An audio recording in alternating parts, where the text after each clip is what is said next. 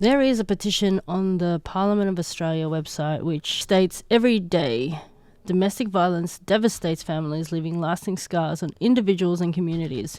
It's time to take action. Clares Law, also known as the Domestic Violence Disclosure Scheme, DVDS, is named after Clare Wood, who tragically lost her life to domestic violence.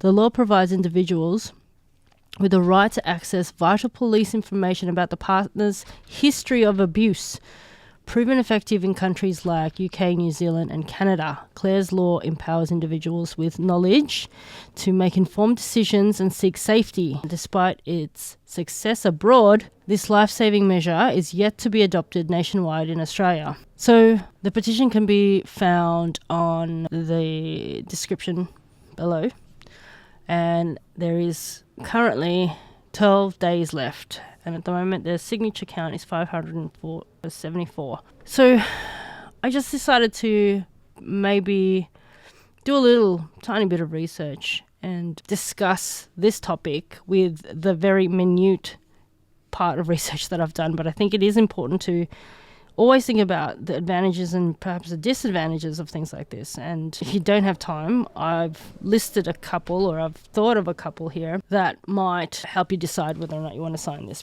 petition. So a couple of advantages: enhanced safety and prevention. So that empowerment through information, giving individuals the ability to access a partner's history of domestic violence, if it exists, helps them make more informed decisions about their safety and the relationship. So you can also get early intervention. So knowledge of your partner's violent past may encourage people to take preventative measures sooner, such as reaching out to the police, support services, or seeking alternative living arrangements. And also there's a deterrence factor. So potential abusers may be less inclined to engage in repeat violent offenders who behave like so if they know past offences can be disclosed.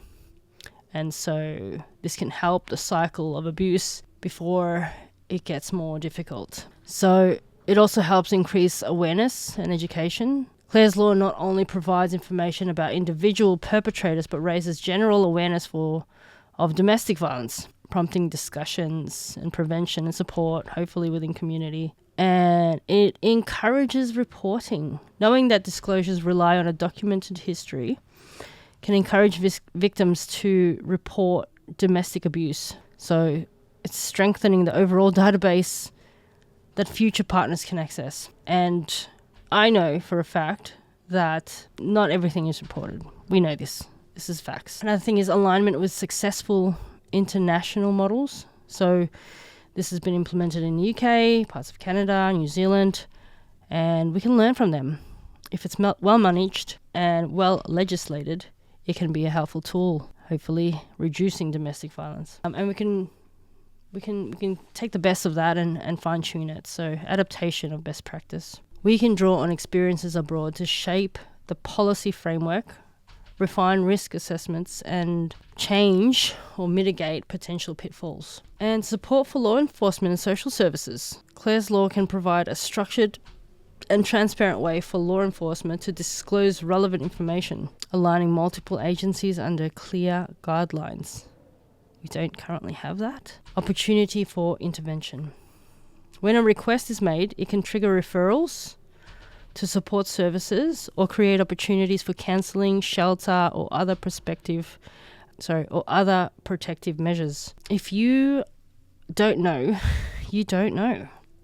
You don't know that there's help out there for you. You don't know that there's support. Where can you find this?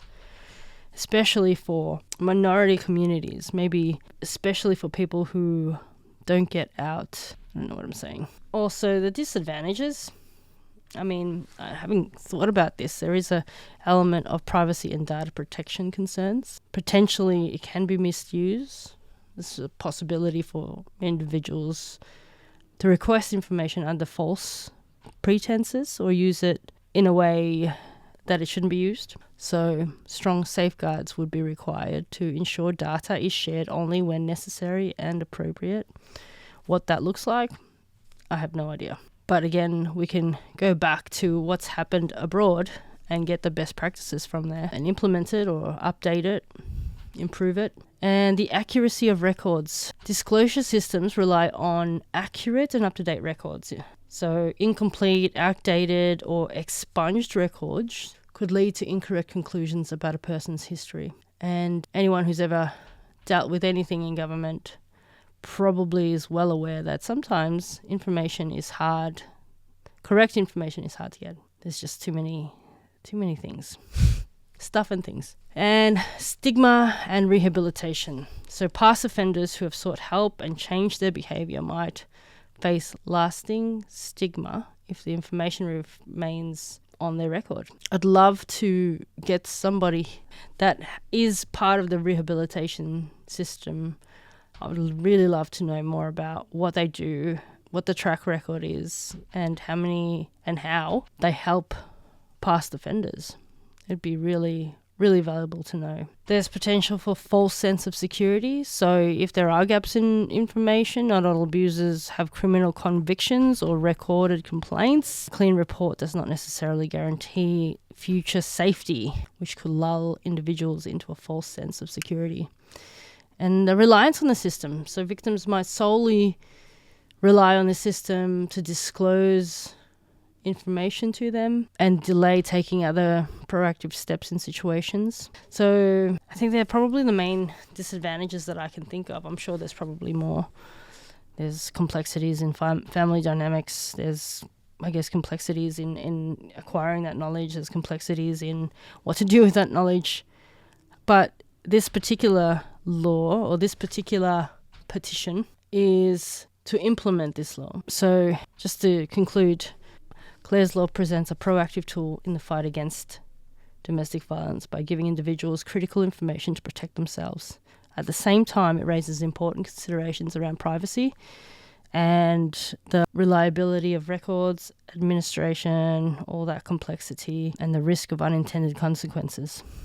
If Australia were to adopt these measures, careful policy design and robust safeguards, such as strict criteria for disclosure, support services, and data protection mechanisms would be key to maximising the benefits while minimising the risks. I'd love to know what your thoughts are.